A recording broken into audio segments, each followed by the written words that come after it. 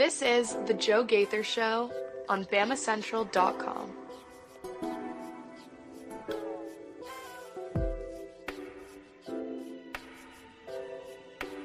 Good afternoon, Tuscaloosa, Internet World, West Alabama. How we doing today on this Monday? This is the Joe Gaither Show right here on Bama Central and BamaCentral.com, the Alabama Crimson Tide on SI. We hope you're having a great day, enjoying your Monday. You're watching us on the Bama Central YouTube channel, or you're checking us out on my own social media machines at Joe Gaither6 on Facebook, Twitter, or YouTube. Or you might just be listening to this on your favorite podcast platform on Spotify, Apple Podcast, or on Amazon, the Joe Gaither Show on Bama Central. Tell a friend about the show, subscribe, rate, and review, do all those nice things because we love you guys so much. And happy game week it is. Oh my goodness gracious. It is game week in Tuscaloosa finally. We hope you guys enjoyed week 0. We will talk just a little bit about week 0, but we will focus most of our attention on game week. It's Alabama against Western Kentucky. What is it, 6 o'clock in Bryant-Denny Stadium? We hope that you will be there. We will be there at Bama Central and BamaCentral.com, the Alabama Crimson Tide on SI. Our friend Katie Wyndham will have a lot of our friends, Will Miller, myself, Edwin Stanton, covering the football game. And I cannot wait for it. Okay, so what are we going to do today? First, we're going to tell you about our friends at Purple Turtle Roofing. They're the #1 residential roofing replacement company in the state of Alabama and Mississippi. So if you're listening right across the border in Mississippi, you can get this too. Purple Turtle Roofing, whether it's addressing leaks, storm damage, or general wear and tear, Purple Turtle Roofing is going to be there to deliver exceptional roof repair for your property. They're the leading expert in local residential roofing solutions. You need to call Dustin Foley and his team today at 877-PT-ROOF-5 for your free roof inspection. That's 877-787-6635 to schedule your appointment. One of their qualified employees will come out to your roof. They'll make sure you're prepared for all of life's storms. So we appreciate Dustin and his team being a part of the Joe Gaither Show. But what we're going to do today is talk about what we heard from head coach Kalen DeBoer, what we heard from offensive coordinator Nick Sheridan, and what we heard from defensive coordinator Kane Womack. You can watch all those press conferences right there on the Bama Central YouTube channel. We are going to go through the things that stood out to us. We're also going to talk about the Florida State-Georgia Tech game just in a little bit of a philosophical from a philosophical standpoint. We're going to talk about the college football playoff, everything that Nick Saban said on College GameDay on Saturday, and then we're going to look at Western Kentucky, a familiar foe comes to Tuscaloosa, a name that hasn't been said around town in a while, but TJ Finley was named the starter for the Western Kentucky Hilltoppers, and we'll talk about all of that. And as always, you can jump in on the show by leaving us a comment, a question, a query, or complaint on whatever social media machine you're watching us on, Facebook, Twitter, or YouTube. So let's get right into it. We spent time in the Nagler Stone Media Room today, BamaCentral.com, and you can read all about it. Katie Wyndham has a great piece about quarterback Jalen Milroe and his growth in the offense and where we expect, where the coaches expect to see him right there at BamaCentral.com. So we spent time listening to, what was it? How was it? It was Nick Sheridan first. Nick Sheridan went about 8-9 minutes, and then Kane Womack spent about 20 minutes behind the podium, and then it was Kalen DeBoer. And what was the biggest takeaway? Look, we've heard from these guys so many times already through fall camp, and that's not a complaint, but it is a little bit to say, what else is there to talk about? I am grateful as always to be there, but this is the only real media opportunity for the head coach and offensive and defensive coordinators this week. Tomorrow we'll hear from select assistants and some players, which will be great. Always the players are a lot of fun to talk to because you can kind of go in many different directions with those guys, and you have a lot more variety also with which players they end up giving you. But at this point, you're kind of sitting there like, okay, what are we going to do? What are we going to talk about? How are we going to get ready for Western Kentucky? The biggest thing that stood out to me was the injury update on Jam Miller and Jaden Roberts. Coach Kalen DeBoer said he expected them to practice today and expected them to be a part of the game on Saturday, expected them to be full go. Then, as always, also, if you have seen the photo on social media with Jeremiah Alexander, his arm in a sling, maybe a little bit of a wrap on his hand, Coach Kalen DeBoer saying today that Jeremiah Alexander may be a little bit more questionable to get going back on the practice field. Says that his timeline is kind of is close, but doesn't look like he might be available for the first game. So, does that do anything too much to you and to your game plan? No, not really. You still got Geno Vandermark sitting there ready to go if Jaden Roberts cannot play, and you have a plethora of talent in the running back room if you need to give Jam Miller another week. But if you're ready to go ahead and throw them out there. Get them going. Let's get the pads popping against a different opponent. And this week's opponent is Western Kentucky, and we'll get into them. We'll get into our prediction about, what's it going to be. You're a 31.5-point favorite if you from an Alabama standpoint, and the total, if you're a gambler, 59.5 points, and we'll kind of predict that in just a little bit.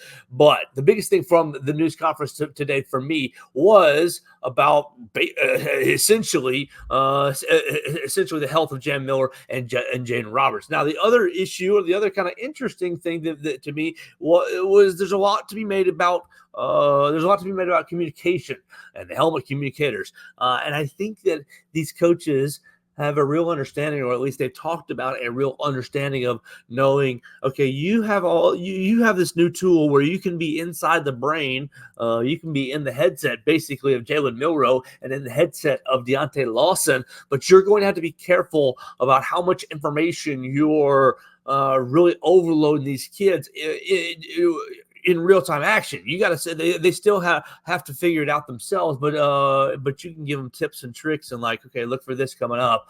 Kalen DeBoer basically said we got to decide whether conversations are worth having over the headset or whether they're more valuable or going to be more effective lessons to be had on the sidelines. I found that to be a very interesting aspect of the press conference. The other real interesting aspect to me was two connections. All right, well, really three that kind of emerged. You have Kane Womack, who coached at South Alabama last year. All right, Kane Womack in South Alabama played against Texas State and lost the game to Texas State. What was it, 52-44 late in the year. Texas State got out to a big lead, and South Alabama kind of tried to come back but wasn't able to. Well, why is that significant? Well, the quarterback for Texas State was TJ Finley, and the quarterback for Texas State, TJ Finley, transferred to Western Kentucky. So you get a little bit of an element right there for Kane Womack trying to get a little revenge over TJ Finley. TJ Finley going 19 of 28 for 368 yards, 3 touchdowns, and an interception last year for Texas State, leading to 52-44 over South Alabama. So a little connection between defensive coordinator Kane Womack and TJ Finley already. And then secondly, Nick Sheridan. The shoe's been on the other foot for Nick Sheridan just a little bit. In 2012, Nick Sheridan was a part of the Western Kentucky coaching staff that came to Tuscaloosa. I know I should have looked this game up as well, but I did in 2012.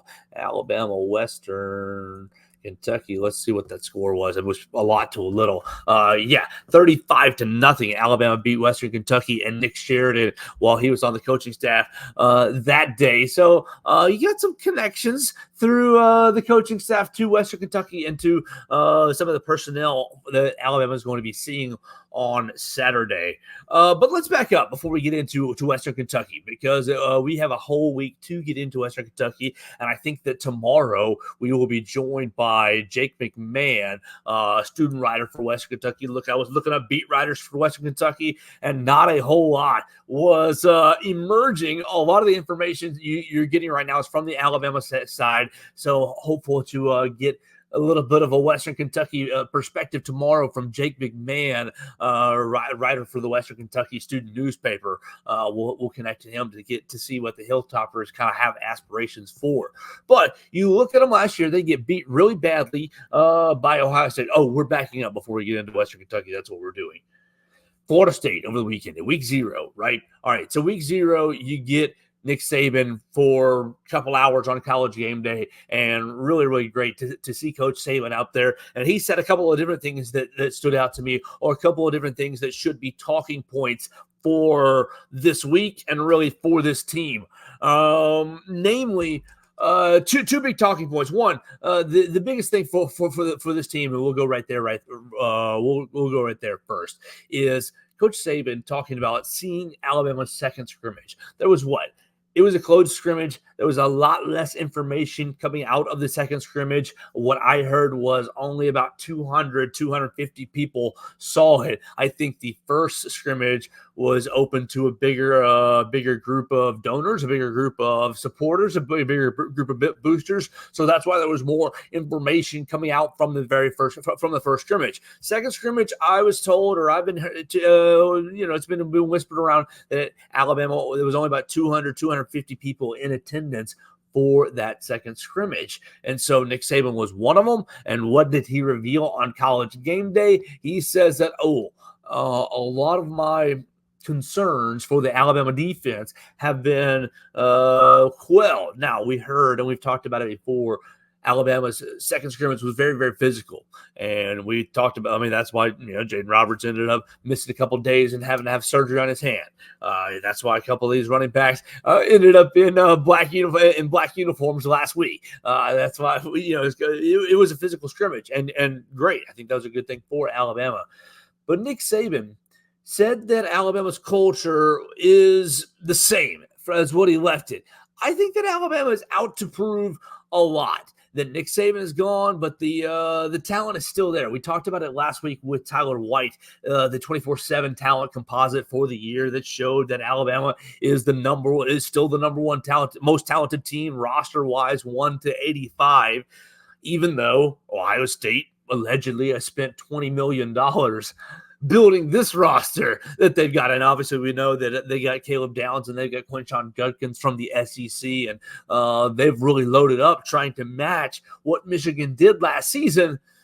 But I think this Alabama roster is going to be really, really impressive this year and really, really motivated. I think that the morning practice has served to fuel that motivation a little bit, like rise and grind. Not that the afternoon practice was a bad thing, but I think that everything is forward focused on proving people wrong. Let's check in with Wendell Hare. If Alabama plays like they should, it will be a blowout game against Western Kentucky, yes. But if the same Bama team that showed up against USF last year, then Western Kentucky could keep it close. Absolutely. I think the Hilltoppers have a lot of talent. We'll get into them in just a minute, but and whether Alabama will cover or not, what the game will look like. But Nick Saban basically talking about the Alabama culture being what it is. I think that Tyler Booker and Malachi Moore, I think some of these team leaders have taken a real ownership of the team. Jalen Milroe, Deontay Lawson, Tim Keenan, and the like have taken a real ownership of the team and made sure that, okay, Coach Saban is gone, and we did lose some guys in the transfer portal, but you hear the same messaging. Maybe Coach Kalen DeBoer and his mindset, his player first, his player leader mindset is really combining well with the roster and with the leaders that Alabama has. We'll see how it turns out, but I think that Coach Saban kind of not walked back. Obviously, he stuck with his Georgia prediction to win the SEC, and he stuck with the Georgia-Texas SEC championship game prediction. But he did let on over the weekend. We talked about him letting on the rat poison. He furthered that theory a couple of different times, saying that Alabama still is a really, really good team. And so I think it was fun to hear from Nick Saban on College GameDay. But I think that he gave a lot of sneaky confidence to Alabama fans, which was really fun to really enjoy. Now, the other thing that people were up in arms about was the transfer portal, and he said, when I retired, there were coaches camping out in Tuscaloosa. I don't know if that was exactly the case, if that's a little exaggerated or not. But just kind of interesting to hear his perspective, and it's going to be a lot of fun. Look, I haven't always been a college game day watcher, but I think that I will make it part of my Saturdays going forward as long as Coach Saban is on. So you let me know what you thought of Coach Saban on College Game Day in the comments if you want to keep hearing him or not, or if you talk too much for your liking. Obviously, he and Pat McAfee have a very interesting dynamic. I think he's always looking at Pat McAfee like, what in the bleep are you thinking, sir? So it's a lot of fun. I had a lot of fun watching Coach Saban. Now, Coach Saban admitted and talked about the SEC this year. We talked about it last week. The SEC's unbalanced scheduling and how it's going to create obviously some of these tiebreakers are going to come into play. He talked about Missouri having the easiest path to the SEC championship game. So we'll see how that plays out for Missouri. But it's very obvious that something needs to be changed with the SEC scheduling. I think that Coach Saban was kind of letting on to a little bit of that. There's still some tweaking to be had. But I really enjoyed Coach Saban. Wendell continues. If Alabama makes it to a national championship, win it or lose it, would still be a huge success. That's a really good point. Coach Saban had Alabama in his college football playoff as well as Kirk Herbstreit. But who were the other two? Desmond Howard did not. Right? Yeah, Desmond Howard did not. And there was another pundit on the stage that did not. But Coach Saban, I think that if you're an Alabama fan and if you're watching this and you're getting ready for the season, you're thinking, well, what should be fair? And we've done this a bunch of different times. I think you should expect to make the college football playoff. Anything more than that, it should be a bonus. If you get into the SEC championship game in the process and win it, that's a bonus. Now, I think if you get into the SEC championship game, losing it wouldn't be terrible, but it's kind of a waste. If you get on in there and playing it, you're already taking that toll on your body. So you might as well go ahead and win it. But I think that for an Alabama fan, Wendell, the expectation should be make the college football playoff, and from there, everything else is a bonus. Even if you're a high seed, an 11 seed, a 10 seed, a 9 seed, I think that you should be happy with Kalen DeBoer's first year if you make the college football playoff. Wendell continues, Saban on game day was impressive. The way he breaks his opinions down makes me want to watch it more and more. Exactly. I think they hit a big old home run, at least for the people in Alabama, but they hit a big old home run with Coach Saban on College Game Day. Let's see. Said the college football playoff or bust. I put up on my own Twitter. If you follow me on Twitter at JoeGaither6, the current college football playoff after week 0, Florida State losing. Only 6 FBS teams have played a game so far. So I filled in my college football playoff ballot with the 6 teams that have played a game. Obviously, Georgia Tech being the number 1 seed, Hawaii being the 2 seed. Nobody's the 3 or 4 because only 2 conferences played. The Mountain West and the ACC were the only 2 conferences to have games played. So the 3 and the 4 seed are blank. SMU barely beating Nevada, getting the 5.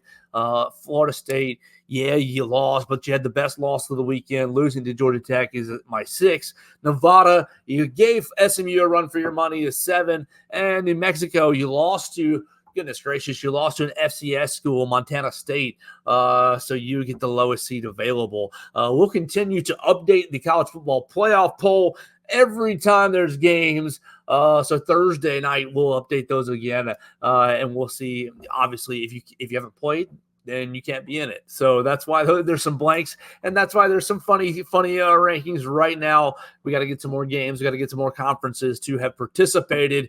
But week 0, Florida State, you go over to Ireland, and Georgia Tech basically takes you into the pain cave. Look, Florida State's a better football team than Georgia Tech.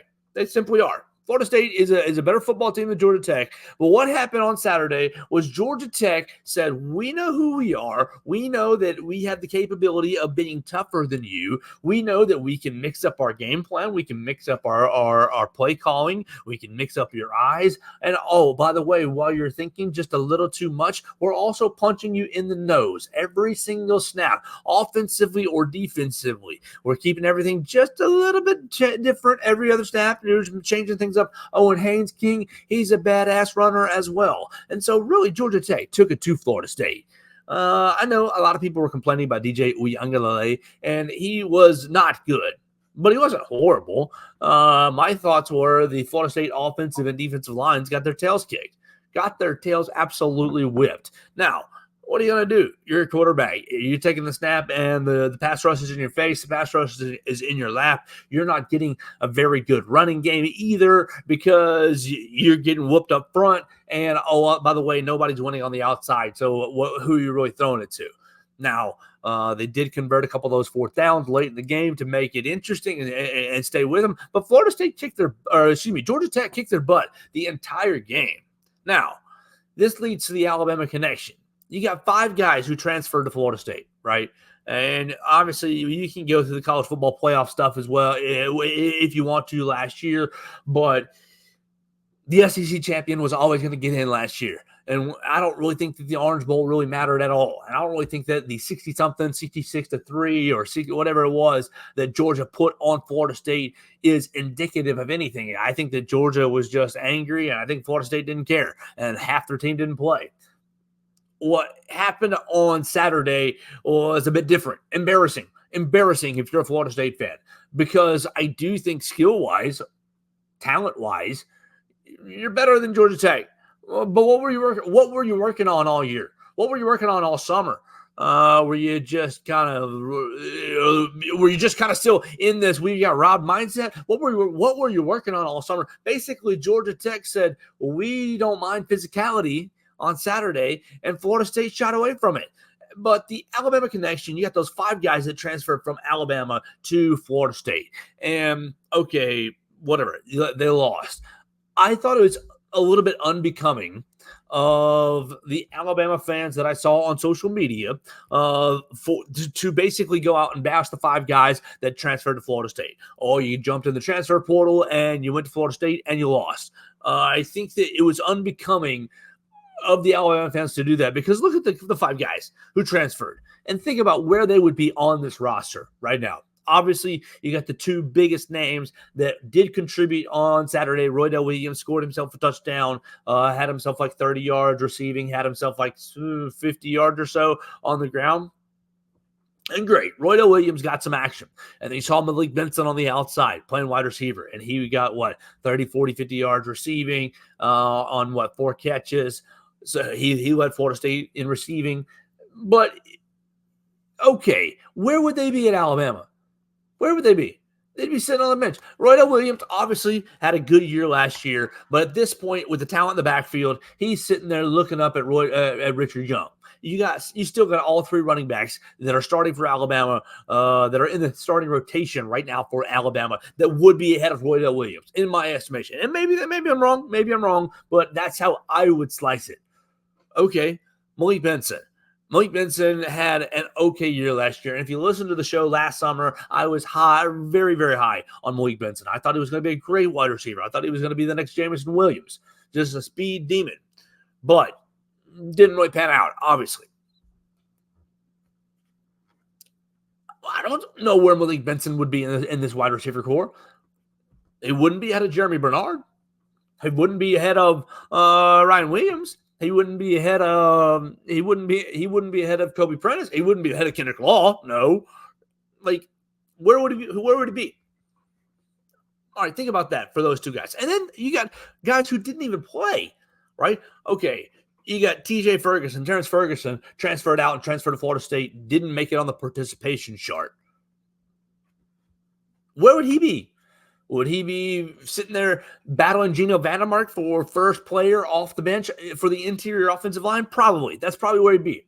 And that'd be a fine place. Obviously, Alabama needed somebody, and that's why they got Geno Vandermark.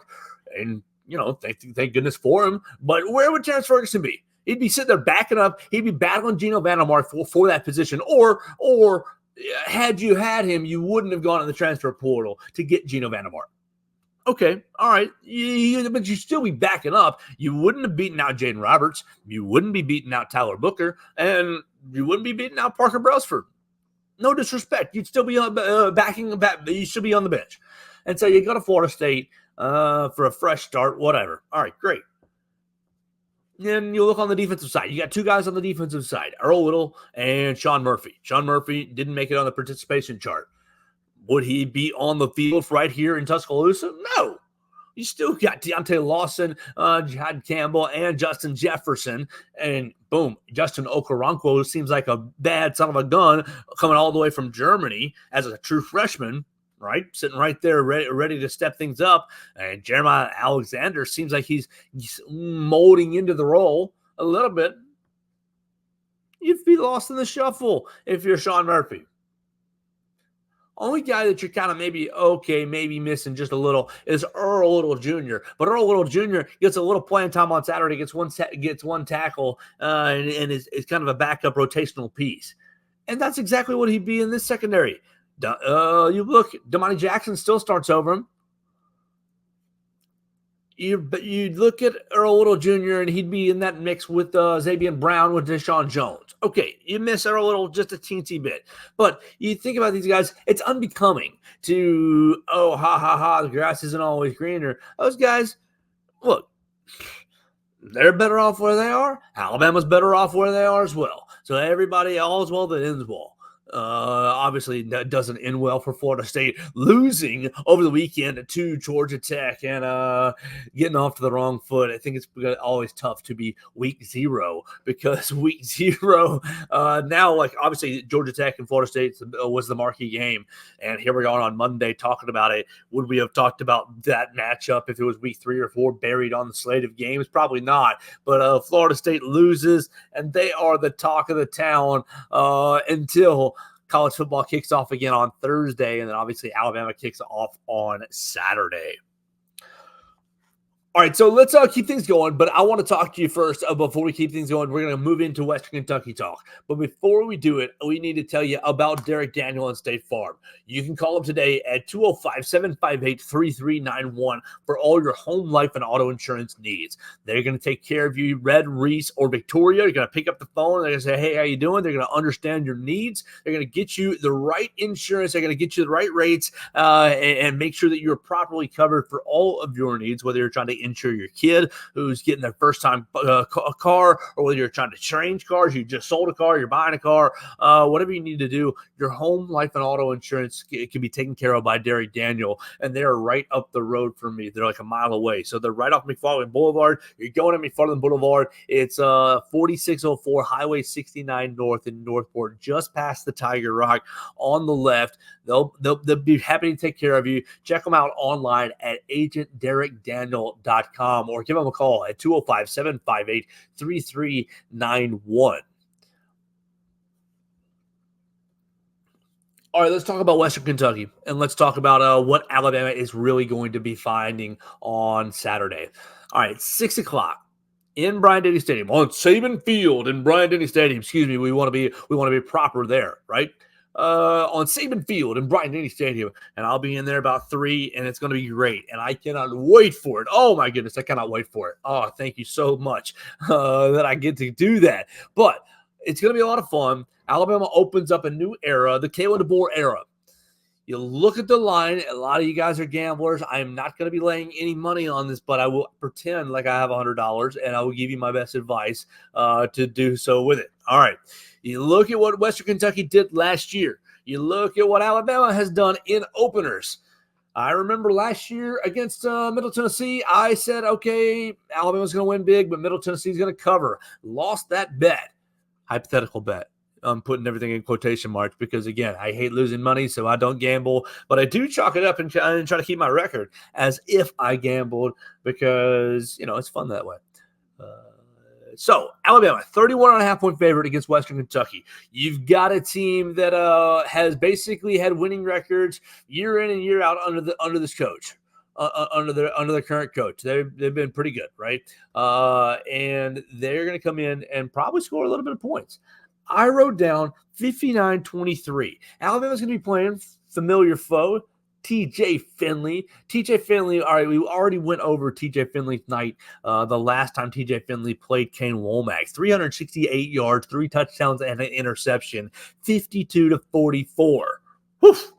Loss for Kane Womack. He's got to get his lick back. But Alabama's done traditionally pretty well against TJ Finley in 2020, beating the LSU Tigers 55-17 down there in Death Valley.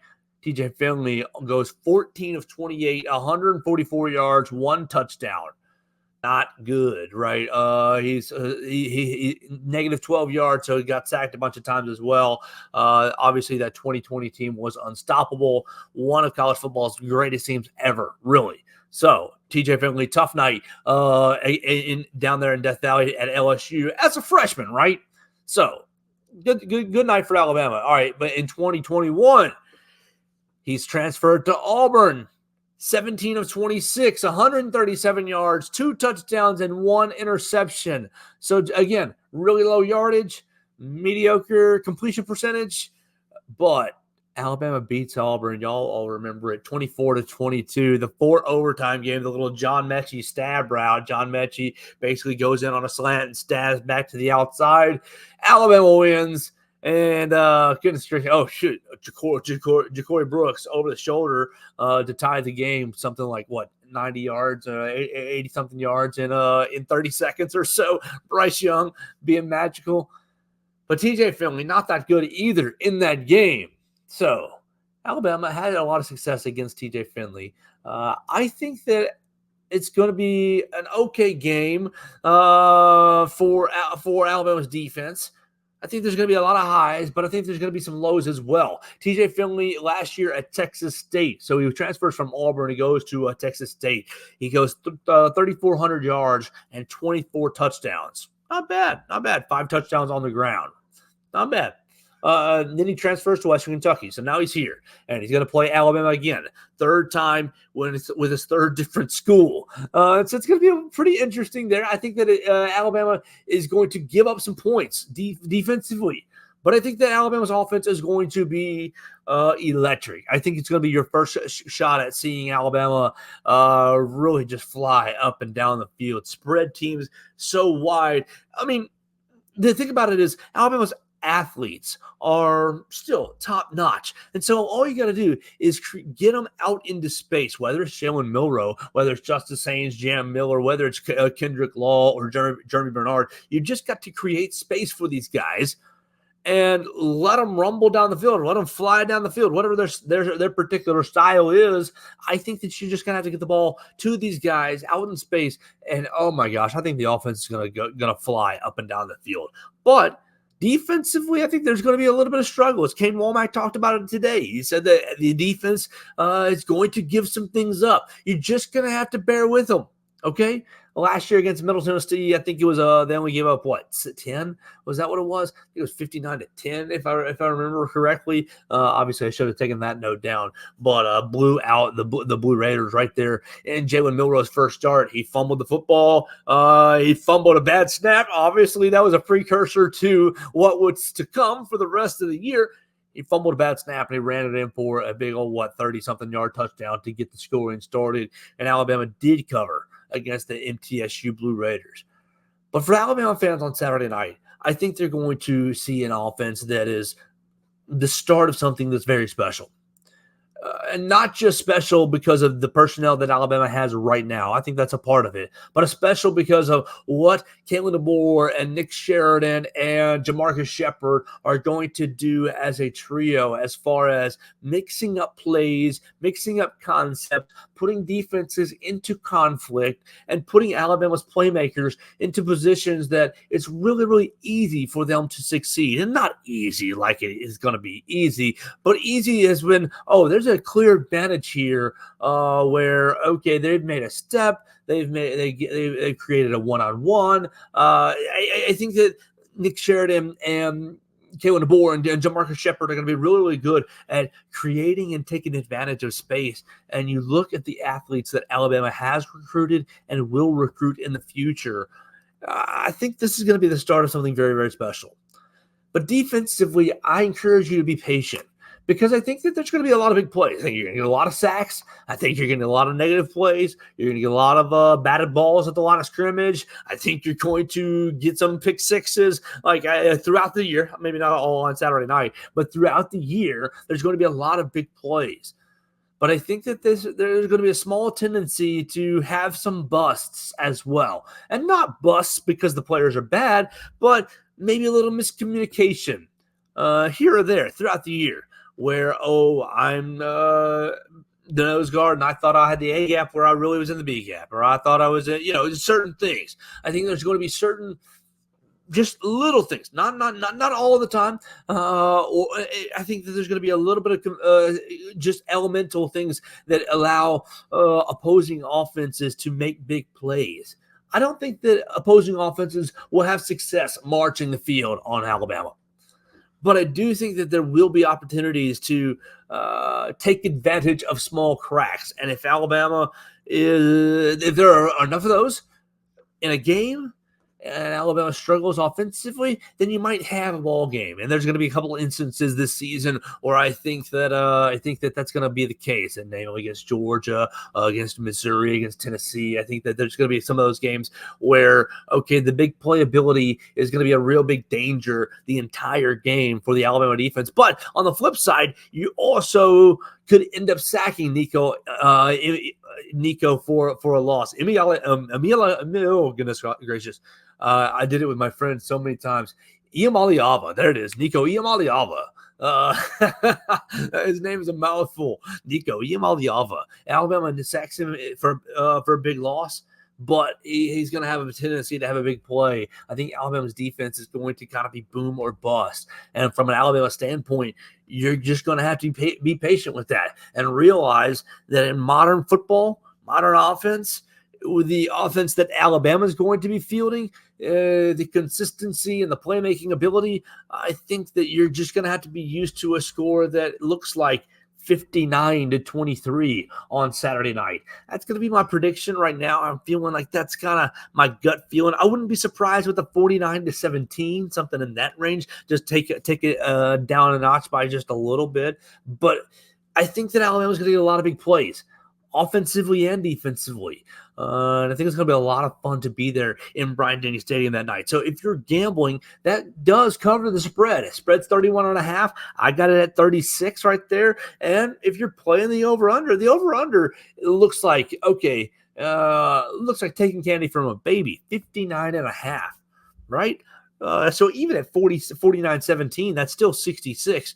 You're playing the over all day long if you're in my boat. Now, granted, there might be something I don't see. Maybe the Alabama defense is going to be a lot better than I'm saying. Maybe there won't be any cracks.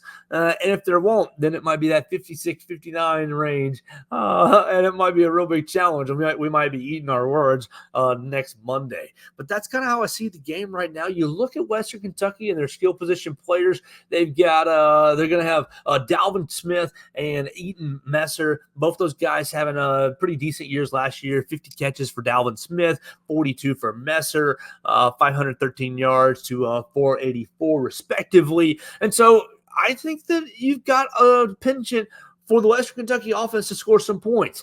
They bring in Keyshawn Johnson from Alabama State. He had 61 catches last year, 829 yards and 7 touchdowns. And then they bring in from Auburn, Coy Moore. You guys are all familiar with him. And it's interesting. Coy Moore, wide receiver from Auburn and LSU, played with TJ Finley in both stops. So he and TJ Finley both on their third team together. So they've got skill position players. Western Kentucky. It's going to be up to Alabama's defense to be consistent. And I think that's going to be the biggest thing to look for. What can Alabama do? They need to pay attention to what happened in week 0 and see that Florida State got beat, was a 10-point favorite. And you saw Montana State beat Nevada. That was a big old favorite for Montana State beat New Mexico State. Yeah, that was a big old favorite for New Mexico State as well. Nevada almost beat SMU. SMU was like a 27-point favorite and almost got beat. And so, yeah, you see the game plan. You see the spread, 31.5, and you see, okay, Alabama, you should cakewalk over Western Kentucky, but you've got to get a little bit of Georgia Tech in you. You got to get a little nasty in you because while, yes, Florida State was better than Georgia Tech this past weekend, and they will be better than them for the entire year. Georgia Tech was nastier. Georgia Tech embraced who they are. They embraced the physicality that is football.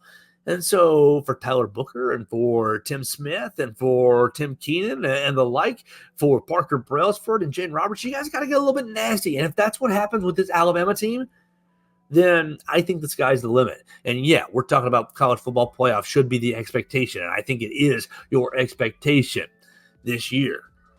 But if you get a little nasty in you, and the more nasty you're able to develop up front on this team, I think it's going to be a lot of fun to watch. So it's going to be a lot of fun to watch for us at BamaCentral.com. And we appreciate everybody who is jumping in and watching us on the Joe Gaither Show on Bama Central, on the Bama Central YouTube channel. We're going to get out of here for the week, for the day. We'll be back tomorrow. Tomorrow we're going to be talking to several assistant coaches is what we think is what the plan is, according to the sheet, a couple assistant coaches and a couple players as well.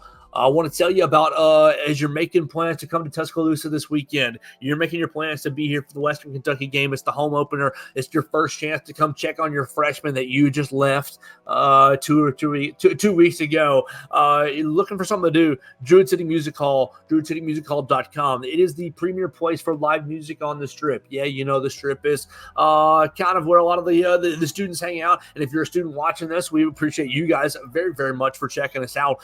But the Strip is also, if you're looking for a place to be a part of the Strip but not really in it, go see a concert right at Druid City Music Hall. They've got a lot of great acts coming up this week. Thursday, Tucker Wetmore is going to be there. Friday, Knox is going to be there. So you got two big concerts on the night on the weekend before the game. Obviously, you don't want to have a concert on Saturday going up against the game, but on Thursday and Friday, big concerts over at Druid City Music Hall, and you can get your tickets at druidcitymusichall.com.